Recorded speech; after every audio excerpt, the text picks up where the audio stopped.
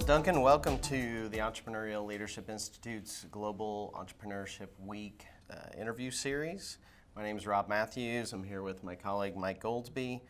And today we have the pleasure of talking with Duncan Wardle, former head of innovation and creativity at the Walt Disney Company. Nice to meet you. Thanks for having me. Duncan, I'm going to start with the first question. What is a simple first step leaders can take to encourage more innovation? So don't start by saying no. We all, the more experience we have, the more expertise we have, the more reasons we know why the new idea won't work. And so you constantly hear people say, no, because we tried that last year, no, because that's not the way we do it here, no, because it's not a strategic brand fit. If they could simply reverse that and just remind themselves, we're not greenlighting this idea for execution today, we're merely greenhousing it together. And they'll find if they actually use the words yes and, they'll find the idea gets much bigger, much quicker. And it just has that magical power to transform my idea into our idea, which is when, even in a small organization or a big one, it's the moment you can transfer that power of mine to ours that you accelerate its opportunity to get done. I think for most leaders, their biggest challenge is themselves and their own experience, and they know all the reasons why it's not going to work. And so they constantly start with that word no because. Particularly when you've got young people walking in the door or an introvert with a new idea, if the first two words out of your mouth are no because, they ain't coming back. And I was looking at your background with the Walt Disney Company, and this comes out of a lot of research and a lot of time spent in the company getting those answers. Is that right? Yeah, I lived inside a very large corporate enterprise. Disney Parks is probably the most conservative of all the brands. My father worked there, my grandma, these third generation cast members, and this is the way we do it here. And so it's kind of like moving the Titanic. The 3 o'clock parade, 3 o'clock. Floats 2.5 yards apart, traveling at 2.7 miles an hour, and don't you dare change it. And so it was about creating, we tried 4 models of innovation. Model number 1, I hired IDEO because I didn't know what I was doing, so it'd make me look good. Model number 2, we created an innovation team. I'd be in charge of it, what could possibly go wrong? The advantage of having an innovation team is you're the catalyst for change, and you help drive that through the rest of the organization. The disadvantage, it's rather like having a sales team, a marketing team, a legal team, an operations team. Nobody outside of legal does legal. Nobody outside of marketing does marketing, as I'm sure you've found as well. Nobody outside of thank God we've got an innovation team. We can just keep doing business the way we've always done it. Model number 3, we tried an accelerator program. So we'd bring in some young tech startups that had an interesting piece of technology. They had no idea how to scale it. We had no idea how the technology worked, so we took a 50-50 stake in their business. And the advantage it had was we could bring products and service to market much quicker than we normally would, because they weren't governed by our constraints, our politics, our hierarchy, our approval processes. The disadvantage was it was still only touching 0.2% of our population. Our overall goal was to embed a culture of innovation into everybody's DNA. We had failed using those 3 models. So the last model, we just decided to create a design thinking toolkit, but make it easy. And we made innovation less intimidating and easier for people, creativity tangible for the people who hate grey, and there's lots of them, and the process fun. And we keep hearing the C-suite saying, you must innovate, you must think differently, you must be brave, we must innovate. And nobody's showing people how, by giving them a simple toolkit they choose to use when you're not around. Fascinating. Duncan, I'm really curious what your favorite innovation was at Disney. Innovation or favorite fun? Well, and maybe some of your most fond memories from Disney too. So we were opening Toy Story. And I was in charge of PR at the time, and they said, well, how are you going to get coverage for Toy Story? I was like, I said, well, what was Buzz's dream? Buzz's dream was to fly, but he couldn't, he was a toy. I said, what if we could make Buzz Lightyear's dream come true? And people were like, well, how are you going to do that? I said, I'm going to send him into space, because I hadn't had this conversation with NASA at the time. So I went up to NASA's headquarters in Washington, D.C. There were 23 people around the room, mission control, astronaut safety, and then like this very John Wayne figure down the end, right? And I was making my pitch, the little Disney PR guy. And you could tell half the room loved the idea of taking Buzz Lightyear into space. And half of them didn't want to open the window before they threw me through it. And the guy at the end of the table goes, well, if we're going to take Buzz into space, we'll have to take him out on a spacewalk. I was like, oh my God, they're going to take him. So about 6 weeks later, I got a call from Johnson Space Center in Houston. They said, we need Buzz here tomorrow. I was like, what? The launch isn't for 6 months. He goes, no, we need 2 identical Buzzes here tomorrow. I was like, because? He says, oh, we're going to take one of them apart molecule by molecule. I was like, because? They said, well, if he has an air pocket the size of an atom inside the plastic in space, that would explode and could potentially, in the vacuum of space, potentially kill an astronaut. I was like, yeah, I knew that. So we had to find 2 Buzz Lightyears, and by tomorrow. And at the time, classically, if you'll remember, because there was a film with Schwarzenegger years later about the toy, I can't remember the name of it now, but Buzz wasn't available. So I had 37 cast members in Walmart, Target, Kmart. I was like, don't tell me this deal is going down because the Walt Disney Company can't find Buzz Lightyear. So we found one, but then I was in my car because I was in a panic. FedEx deadline was at 4 o'clock. And I remember the old days of the Motorola phone, still the coolest phone on the planet because you could flip it. Like, hey. But you couldn't see who was calling. And I get this call, and all I heard was, "To infinity and beyond." I was like, who is this? And it was my wife. She goes, "It's James's, dear. It's been underneath his bed for 6 years." "Oh, get it over here." So just as Andy wrote his name on Woody's foot, I wrote James on the foot of Buzz Lightyear. And I sent it off to NASA. I said, look, don't destroy that Buzz Lightyear. That's a real little boy's Buzz Lightyear. So about 6 months later, we were invited down to the launch. We went right out onto the launch pad to begin with, not when it went up. Yeah. And I was like, I got quite emotional. I was like, I'm sending my little boy into space. And so it really was, I mean, we got to meet all my heroes. Got to meet Armstrong, got to meet Aldrin, got to meet Lovell. And I was the kid like you with the box, right? Yeah. And I wanted to be a cowboy. Right, I always wanted to be a cowboy, and suddenly Neil Armstrong landed on the moon. You're like, screw that, I'm going to be an astronaut. So this was a dream come true for me. And so Buzz went up. You can find him on YouTube. He's doing his space flight. And then about, 2 years later, we were doing another Toy Story, and people said, well, how are you going to top sending Buzz into space? I was like, I'm going to bring him home. Because, again, I hadn't had this conversation with NASA. So I phoned the director of comms up at NASA. I said, when are you bringing Buzz back then? There was total silence on the other end of the phone. I said, well, no man left behind, right? My tongue was so far in my cheek. And he said, well, that was never part of the deal. It was never part of the contract. I said, well, you bring everything back, right? He said, well, no, we don't, actually. I said, oh, well, what do you do with the stuff you take up? He goes, well, just open the hatch, push it out the back. I was like, you can't incinerate Buzz Lightyear in the Earth's atmosphere. I said, and I totally had my tongue in my cheek, but I sounded very serious. I said, I will leak it to the world's press that NASA killed Buzz Lightyear. And so God bless NASA, and thank you to all the American taxpayers, because at the cost of about $236,000 a pound, Buzz came home. But he was supposed to land in central Florida, the Space Coast. But because of the bad weather, the shuttle went out to, I think it's called Edwards in California. And there are these wonderful images of the shuttle on the back of a 747 coming back across the country. I have the passenger manifest, the actual piece of official letterhead from NASA. Seat 1A, Senator, blah, blah, blah. Seat 13C, Congressman, blah, blah, blah. Seat 47B, astronaut, blah. Seat 52A, Buzz Lightyear. And so he's now in the Smithsonian in the Air and Space Museum with a little bronze plaque that says Gift of James Wardle. So that was probably the most fun project. Probably not the most innovative, but definitely the most fun. Has your family gotten to see the Smithsonian exhibit? My son hasn't, actually. I really ought to. He's 24 now. He probably doesn't want to go, but I should probably take him at some point. Yeah, that's cool. Definitely. Wow. Well, with a story like that, I can tell you not everybody gets to do those types of things. So clearly, Disney is a very special place for creativity, and you were at the heart of it. Entertainment and sports and theme parks and animation. So you were in an environment. Do you think that type of thing happened because of the magic of Disney, or is that type of creativity maybe not quite that low, but is it possible? And I would think, say that Stanley Tools or bloody something. Persistence by Duncan, because he wasn't going to give up. Okay. Seriously, I mean, there's a very famous quote by Churchill: "If you're going through hell, keep going." Yeah. I wasn't going to take no for an answer. Just keep going. But back to your original question. I sound like a politician because I completely ignored your question. Went the other. Most innovative project was Disney's Magic Band. I mean, here we were. It was 2011, and what had happened was Amazon had come to town. And you think, well, Amazon can't threaten us. Well, yeah, they can. Well, why? Because they changed culture. Because now I want it now. I don't want to wait. I want it now. I bought a book 3 years ago on a Sunday at 11 o'clock in the morning. Never read it. But they said they could deliver it by 3 o'clock. I was like, come on in. So I bought it. But Amazon has taught us to become impatient. We're impatient readers. We don't want to stand in line. So people didn't want to stand in line at Disney parks. You're like, but that's what you've always done. This is the way we do it. So instead of asking the question, how might we make more money? How might we make our quarterly results? Which, it's funny because I keep hearing business say, how are we going to meet our quarterly results? That instantly tells you they're not consumer-centric, and therefore they care more about their profit than their purpose. And here comes Generation Z who don't think that way. And I think the biggest challenge facing corporate America in the next decade is Generation Z doesn't want to work for you because they don't believe in what you stand for. And companies still don't understand it. They think it's a philanthropic cause. No, it's not. It's, what do you stand? Why should I come and work for you? And they still don't get it. But back to the Magic Band. If we said how might we make more money, it was easy. You put the gate price up 3% and we make our quarterly results. That's iteration. If you know the answer, you're iterating. And in a post-pandemic world, you don't get to iterate anymore because you're going under if you do. So we reversed the question. Instead of saying how might we make more money, we said how might we solve the biggest consumer pain point. Everybody knew what it was, of course, standing in line.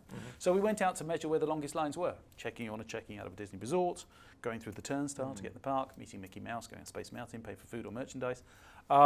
And so we started to see, okay, and so the big question was, what if there were no lines? An impossible question. And we talked about what if last night, and we'll do it in the workshop today. But it was, nobody knew the answer. And so I said, well, what if we took away the turnstiles? Well, you could see the legal department and the security team just coming over the desk. I was like, well, hang on, guys, it's just a what if, right? So we found, again, insights for innovation often come from looking outside of your industry, not within. And we found a very small events company in Tokyo, Japan. In 2010, they were already using RFID technology to track people and to allow them not to stand in line, just show up when they wanted to. So all we did was put an RFID chip and a little plastic band. This is Disney's Magic Band. You'll be delighted to know you can upgrade to the Star Wars edition. And yes, of course, it comes with matching merchandise. That's not the point. The point is this is my room key now. I don't check in or check out of the Disney resort. I just touch the door and I go in. It's my theme park ticket. I don't wait 20 minutes to get in the turnstile. I have my reservations for my favorite 3-character meet and greets, my favorite 3 rides. I swipe and go. I want this item of merchandise sent to my hotel room. I'll touch it once. I want it sent to my house. Touch it twice. There are security features in place to stop children from touching everything in the park, and big children. I want my food with my, I'm going to Pinocchio's Village House for lunch there. I want my hot dog with my pickles on the side. I hit save on my smartphone. I walk in when I'm ready. I sit at the table I want to sit at, and the food comes fresh to me. Had we started by asking the question, how might we make more money, we'd have made 3%. But by reversing it from the consumer's point of view, or the guest, the average guest at Walt Disney World today has 2 hours free time each day they didn't have 4 years ago. Wow. What has that given them? Record intent to recommend, record intent to return, and what is it we do with our free time in Disney theme parks? We spend money, copious amounts of it apparently. The single biggest revenue generating idea Disney had ever created. Wow. And now the 25 million visits a year are now coming through the gates, and what are they doing? They're live crowdsourcing the future design of every product and service Disney creates by telling them every second of every day what they like and what they don't like. So that would be probably a good one. Yeah, and that was from what I heard, it was $1 billion investment from the company. So, did I see that in my bonus that year? No. There's really the difference between a duct tape solution and a reframe. Yeah, and I think, again, if you look at duct tape doesn't work anymore. 12 months ago, you used to go to restaurants. Now you used Uber Eats 100% of the time. Now you're probably still at 10%, 20%, maybe 30% still. And so we used to go to gyms. Now it's Peloton or whatever your virtual gym is. We used to go to movie theaters. Now it's Disney Plus. We used to go to offices. Now it's Zoom. We used to go to supermarkets. Now it's Instacart. Supermarkets, the least consumer-centric place on the planet. They move your products every 3 months so you can't find them. To walk down aisle you didn't want to walk down to buy a product you didn't want to buy. That is not consumer-centric. And so Instacart, I will never go back to a supermarket again as long as I live. But here's the thing. Will we go back? Yes. In the frequency with which you were used to, that's gone. 20% has gone. You will, of 100% of the meals you eat in the next year, 20% be on Uber Eats. 20% will be Disney Plus versus the movie theaters. James Bond is now coming out direct, 6 weeks after it launched? Yeah. Movie theaters, sorry, somewhat provocative. Yes, they deserve to die. The first time I went to one was I went to the Jungle Book in 1967. Wow. And I went to the Avengers in 2019. What's changed? The cigarette girl's gone. You go at the time they want you to go. You have to sit through the previews. You can or maybe not reserve the seat. The experience hasn't. The big screens, that's called iteration. Multiple screens, iteration. It's not innovation. They've done nothing in 50 years. They deserve to go under. I'm sorry. They just deserve to go. They haven't moved with the consumer. They've given the consumer nothing over 50 years and take. But we're not going back to business as usual. That's the thing. We're going back to business as unusual. And so now you've got technology pushing this way. Google goggles, Facebook, Oculus, and Metaverse. Oh, did you see the commercial that's now popped up on all your feeds this morning with all the animation? They're standing in the museum and all the animation's coming all the way around them out of the painting. Wow. That will be here in less than 2 years from today. I saw a little boy in Belgium a couple of years ago try to swipe a painting. I felt pretty old fairly quickly. But what I realized was, and the other one, who's the other one? Microsoft HoloLens. They've all announced the big bulky headset, which we remember as the brick phone, will be your lenses by Christmas next year. That's going to change everything. Wow. Right? I can walk into a museum 2 years from today, Vincent van Gogh could pop out of the painting, rip his ear off and say, let me tell you what, now I'm turning it into an experience. If we don't create experiences in the next 3 years, you're gone. Why? Because I didn't want to come to you in the first place. I had to come to you. Then Amazon came along. If you don't create an experience, then you're a product or a service and I can buy you online. Thanks very much. Have a nice day. Walt understood it first and way before everybody else. He said, experience first, sales will follow. If I were to ask you today to name the top, out of the top 10 most successful shopping malls on the planet, revenue per square foot, Disneyland, Walt Disney World, Disneyland Paris, Tokyo, Hong Kong and Shanghai. Nobody thinks like that, but they are the top revenue shopping malls on the planet. Wow. Why? Experience first. So how does that work today? Okay, well in 2000 and something, up until 2000 something, Universal Studios were the hard steel ride guys. Disney was the immersive entertainment experience. Disney charged this for a ticket price, Universal charged this. And then Universal bought the Harry Potter franchise and created an experience. Up until then, the Coca-Cola was 75 cents. Today to you, sir, it's $8.50 because it's a butterbeer. And if you want the souvenir mug, it's $15. Have a nice day. Would you like to buy the cloak? And so I'm being facetious, but not much, right? But so supermarkets, shopping malls, sports arenas, all these places that can't afford to spend hundreds of millions of dollars on a capital investment strategy, they don't have to. Augmented reality will do it for them. There was an experiment 6 weeks ago with Snapchat, and if I'm standing in Disneyland and I'm wearing my Snapchat lenses, I choose which animated character comes up and says hello. So you don't think McDonald's will have animated characters popping out of their Happy Meals 3 years from today? Of course they will. And so it changes the game, because I was talking to, let's leave it as a famous sports franchise. They say that 90% of their fans never go to the stadium. I said, well, do you market to them? They said, no. I was like, duh. Wow. In 2 years from today, Johnny sitting in Cairo with his glasses, which I reckon at that price will be less than $50 Wow. 2 years from now, I think. I mean, look, the Oculus thing today is $300, so it's going to come down. If he spends $1 a ticket, he can sit in the back row of that sports stadium in the United States of America live with the rest of his mates, right? With all the statistics on ESPN for scrolling over here. He misses the touchdown, he goes through. If he spends $5, he can go halfway down. And if he spends $10, he can sit next to his heroes. That's 3 years away. Wow. And so now you multiply that into supermarkets, I can create an experience. Now, we were talking last night about 19 Crimes. It's a red wine. If you go down to your red wine section in your local supermarket, you'll find me there. But there's a bottle called 19 Crimes. And it's crap wine, but nobody, if you ask somebody, why did you buy it? They say, because of the experience. Nobody buys the wine. You hold your phone up to it today, and this chap comes popping out of the label and tells you in an Australian accent why he got thrown in prison. And so you buy it. I didn't buy the wine, I bought the experience. So I think that if people haven't been able to create an experience because of the money involved. Education. If education doesn't create an experience the next 5 years, education's finished. Why is it finished? Because people don't need it anymore. Right. They just don't. This generation wants to be an entrepreneur. They've got the spirit to do it. They've got the communication vehicles to do it. They don't believe in purpose. My daughter lost her job, her first job. She lost it last March. She was up in Manhattan, got offered a second one in May on twice the salary, and she said, I'm not going to take it. I was like, typical boomer, right? I was like, take the job. She said, no, I don't believe in what they stand for. I was like, wow, good for you. She's challenged me too. I've been offered a few speeches recently. She said, you know what they do for a living, right? I was like, yeah. She goes, well, you can't take it. I was like, but it's lots of money. She goes, you can't do it. I was like, okay. Wow. And so, total pivot on the biggest challenge facing corporate America in the next decade will be attracting and hiring and retaining talent. And education is not feeding into that. The future of education is gaming because it's fun. Why shouldn't education be fun? Right. We talked last night, we asked the students, what's your favourite subject, and in which subject did you get your best grade? Your favourite subject.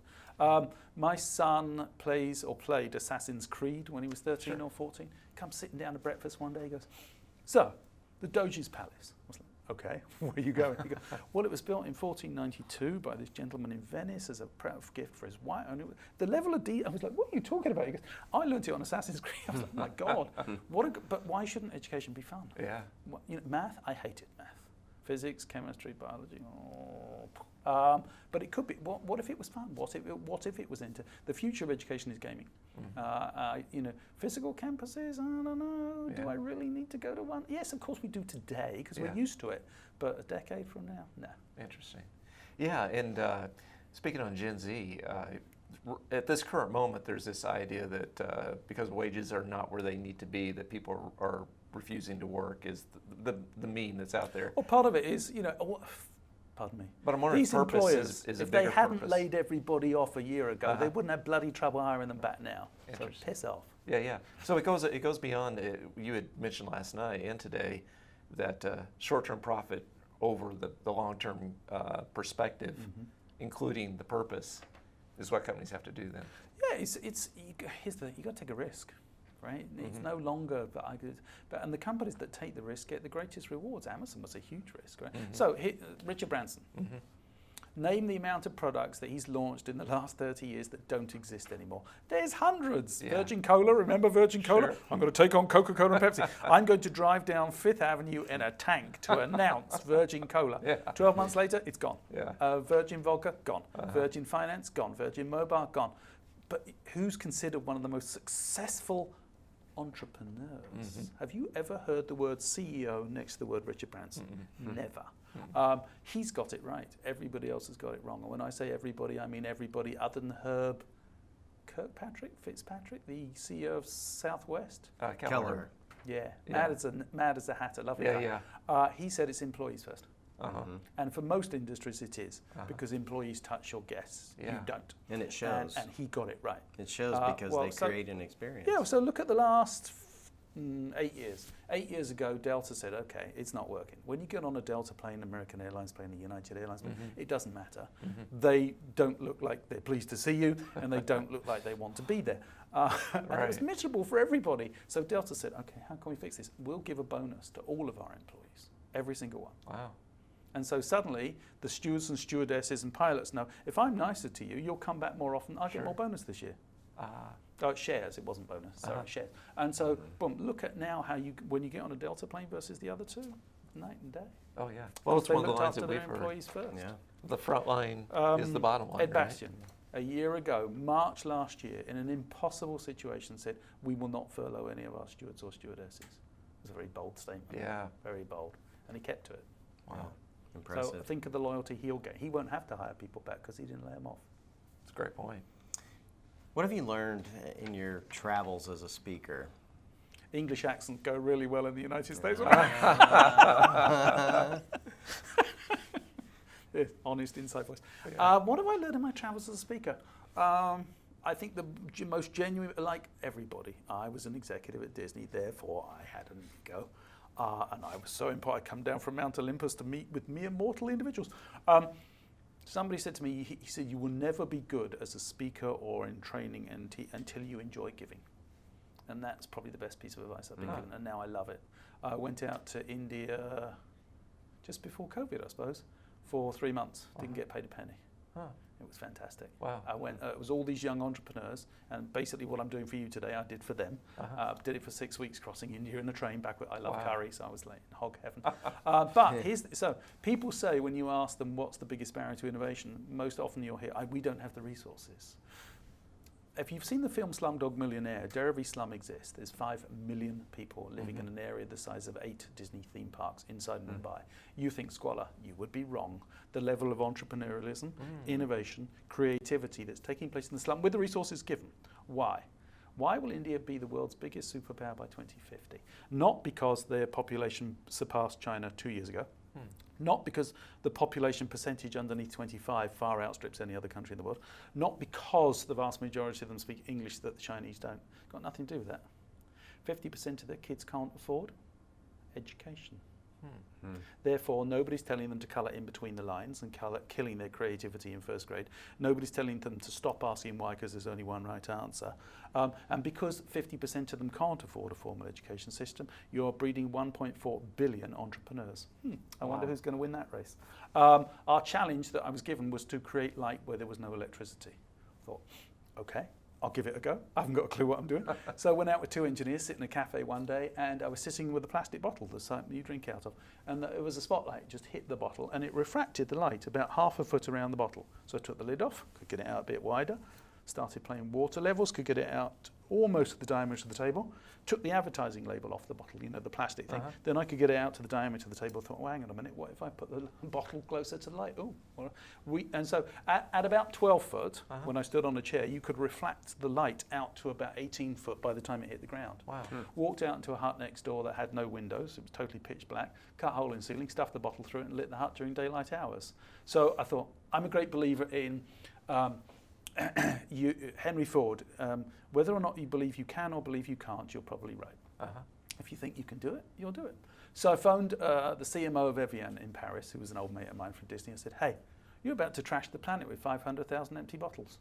Tell you what, give them to me, ship them to me for free though, because we've got no money, and I need you to take your brand off the bottle because they need the light. So we did, and 6 weeks later we lit 500,000 huts where there was no electricity during daylight hours. 500,000?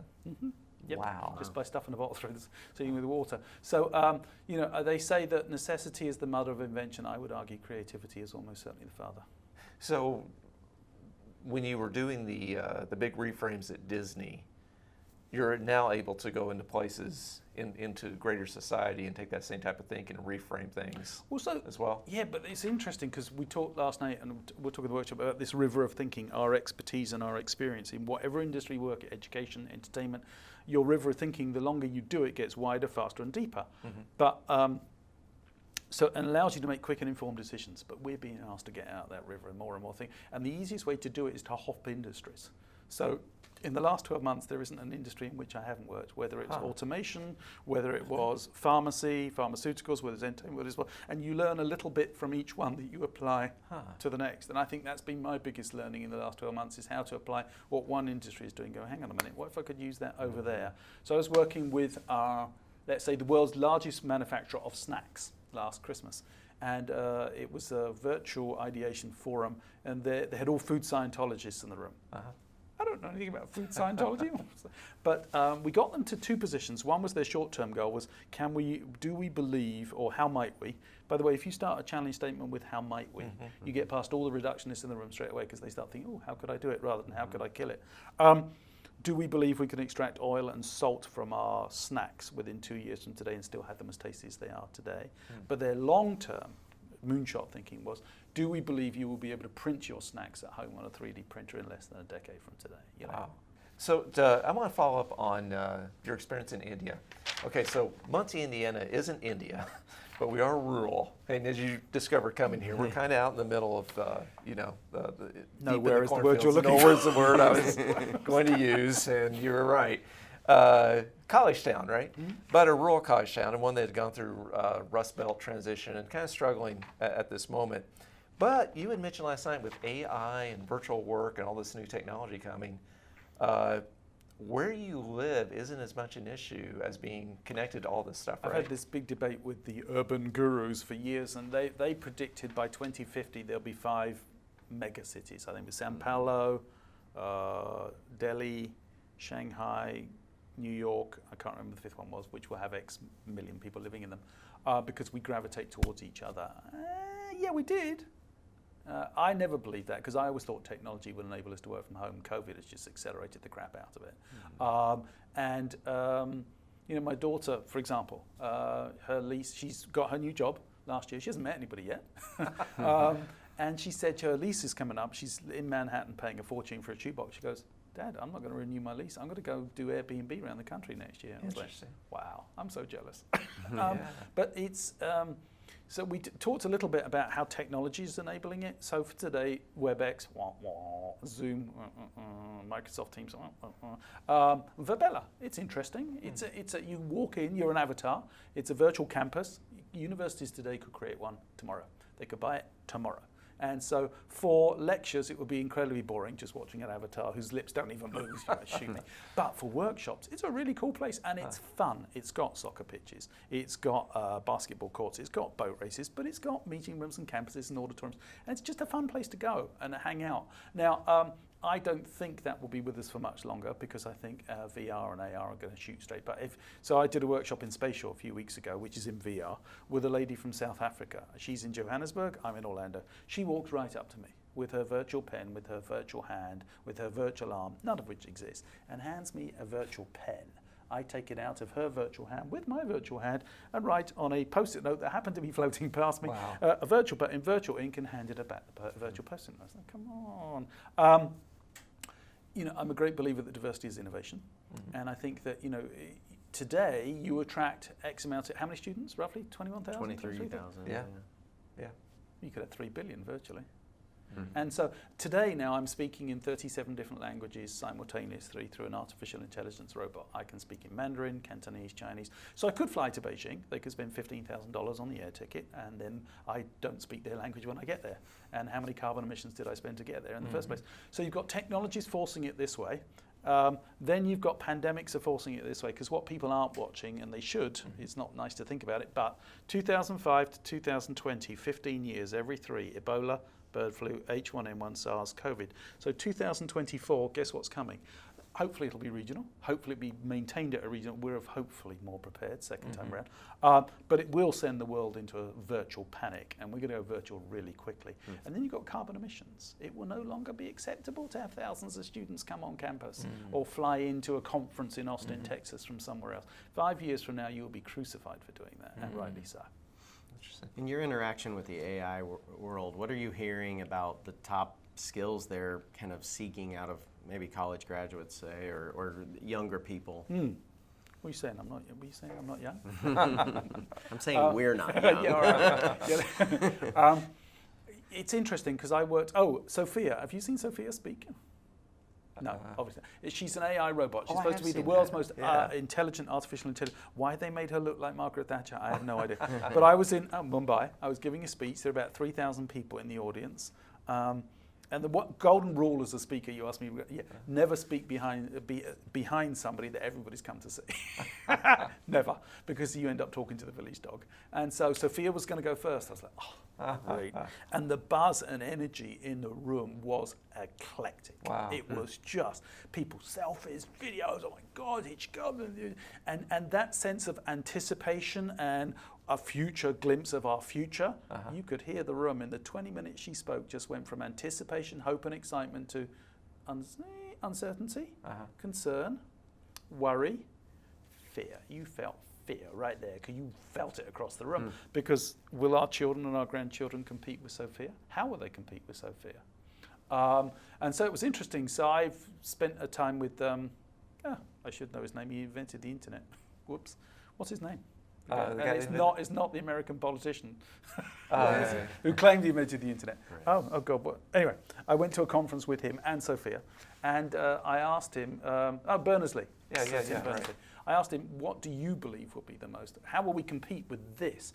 The editor of Wired magazine said 30% of jobs in North America will be gone by 2030. Now there'll be new jobs, right? But I asked him and everybody else, "What do you think will be the hardest to program?" And we're born with all 4. We're born creative, right?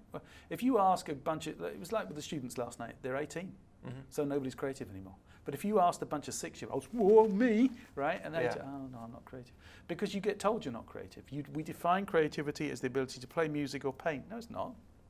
Creativity is the ability to have an idea. Everybody can do that. Innovation is the ability to get it done. But we're told we're not creative. Oh, you're in finance. Oh, you're in nursing. You're in opera. Oh, you're not creative. Piss off. It just tires me out. Everybody's creative, but we get it drummed out of us because we go to school and we're told to colour in between the lines, and we go to school and we're told to. We used to ask why. It's what we did, right? What was it? Einstein. What was it he said about curiosity? Curiosity is much more important than imagination, something like that. Then we go to school and we're told to stop asking why. Intuition, we told a story last night. You have 1 billion neurons here, you have 100 million neurons here. We make most of our decisions, we're here when we say we went with our gut. It's a very powerful computer. And then imagination, right? We all have weird dreams that we don't want to talk about. Yeah. I dream that England will win a football game on penalties, but it's not going to happen. The 4 skill sets that will be the most employable the next decade are the ones that will be the hardest to program. So legal? No, that belongs to the robots. They can. So you might know 50 precedents, maybe 500 precedents if you're a good lawyer. The robot knows 10,000. You lose. Numbers, analysis, data, finance, strategy. That belongs to the robots. Creativity, intuition, curiosity, and imagination, that belongs to the humans. Now, I'll go slightly further. I gave a TED talk last year from the year about 200 years from now, back to this year. And I talked about I was now 200 years old.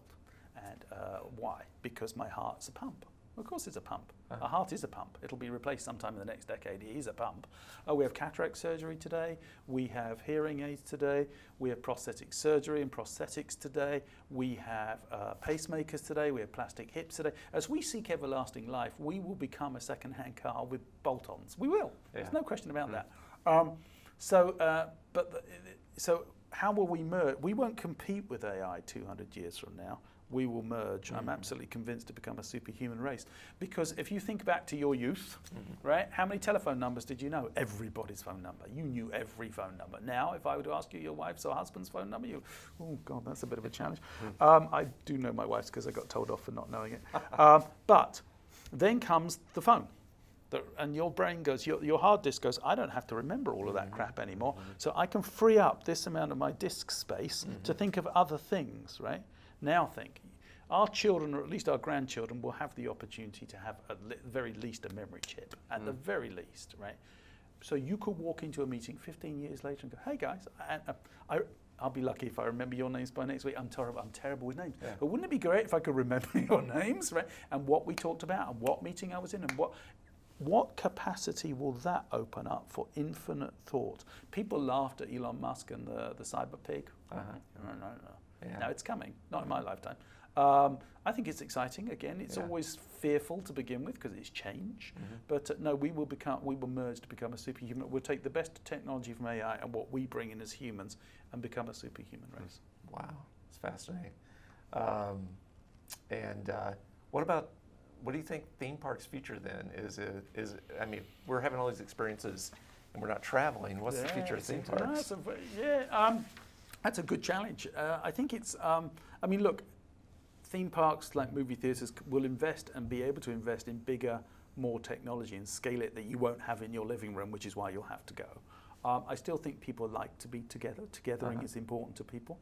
So I think, but storytelling, and that's where some parks get it wrong because they just do big hard steel rides. And that works to a certain extent, but storytelling. And it's not just the ability to tell a story, it's the ability to pull out empathy from people. Good storytellers, there's a million of them. But who's the best? Pixar. Why? Because they pull on empathy. And so, so Wall-E, he's a robot. He can't talk. Well, how on earth could I feel empathy for a robot that can't talk? Well, within the first 5 minutes of the film, you see him in his little garage. He's very cute. And he's watching Hello, Dolly.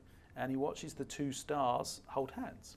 And he can see in their eyes that they desire to be loved. And you see it straight in his eyes. He desires to be loved. I feel empathy for that mute robot because we all desire to be loved. The Incredibles. Syndrome, the bad guy. No capes. I loved Edna Mode. She was my favourite. I've gone off script again. But we hate Syndrome because he's the villain. We dislike him until that moment in the film when we realise, so he tells them why he became the villain. He became the villain because he had been rejected by the superheroes when you play it back to all the times hey, I want to join. We feel empathy for Syndrome because we've all wanted to join a social group at some point in our life and been rejected. Have you seen the film Inside Out? It's this little girl, she lives in San Francisco, she's 13 and 14, and inside her brain she's controlled by 4 little characters: anger, fear, joy and disgust. And actually even for old guys like me, there's a moment in the film where I could relate and feel empathy because her dad, inside his brain, there's 2 old guys out the back shoveling long lost memories out through his, that's me. But we empathise with her because we're driving down the road in Muncie. It's Friday afternoon. It's 75 degrees. There's no humidity. I mention that because I live in Florida and that's important. It's a long weekend. We're really happy. We're full of joy. And then some idiot cuts us up in a car and bang, anger takes over straight away. We empathise with her because we know we are driven by those emotions. And then Buzz. Right, Buzz, when he pops up on Woody's bed, he's a pretty arrogant fellow. We don't like Buzz at first. And yet there's that moment we feel empathy for him is when he realises he's not a toy. That he is a toy, and that he can't fly. And he goes up to the top of the banisters, issues the immortal words to infinity and beyond, and then throws himself off and fails miserably. And but we all feel empathy for Buzz because we've tried something and failed. Yeah. And so it's not just the ability to tell a story; it's the ability to feel empathy for people. Yeah. Fascinating. To bring it home, Duncan, despite all your success at Disney and as a speaker, if you could do it all over again, what would you change? Ooh, What would you do differently? man. That's a big one. Mm-hmm. I don't know. I'd be more generous earlier on. Less self-centered. More generous earlier on. And the advice I would give to young people, I got to do it, but not many people do, is do what you love and you'll be really good at it. Yeah. I've done what I've loved for 30 years. And I like to think I've been good at it, but I'm sure I'd be bullshitted my way through life. But with an English accent, you can do that. Your best subject, mine was history. I got an A in history. Math, the only A I ever got was absent because I didn't show up for the exam. And so if you do what you love, it doesn't matter what it is, you'll be really good at it. But here's the we are boomers are jealous of millennials because millennials have figured out that life is more important than work, and it's too late for us. In a post-pandemic world, we've realised it, but too late. And then comes Generation Z behind them who care more about purpose than profit. I think I'd probably I wish I'd realised all of those things at a much earlier age. Well, needing to build on what you're saying there, what a wonderful thing with all these new technologies coming to then be blended with purpose, right? God, I hope so. Yeah. I worry about all the idiots, as Elon Musk does too. He worries about the future of AI, and he's very vocal about it because of it depends what you do with it. Fascinating. The yes and on your do what you love. I think we've been curious about how do you end up with a role of head of innovation and creativity at Disney? How do you get there? I was the one with the bad ideas, and I kept pushing them. I didn't let them go. That was probably it. I had the biggest, maddest, most audacious, outrageous ideas, and I got them done. Awesome. And you hid behind that accent. Exactly. That's great. Well, Duncan, thank you for your time today. We really appreciate it. Thank you. Thank you. Thank you very much. Thank you. Awesome.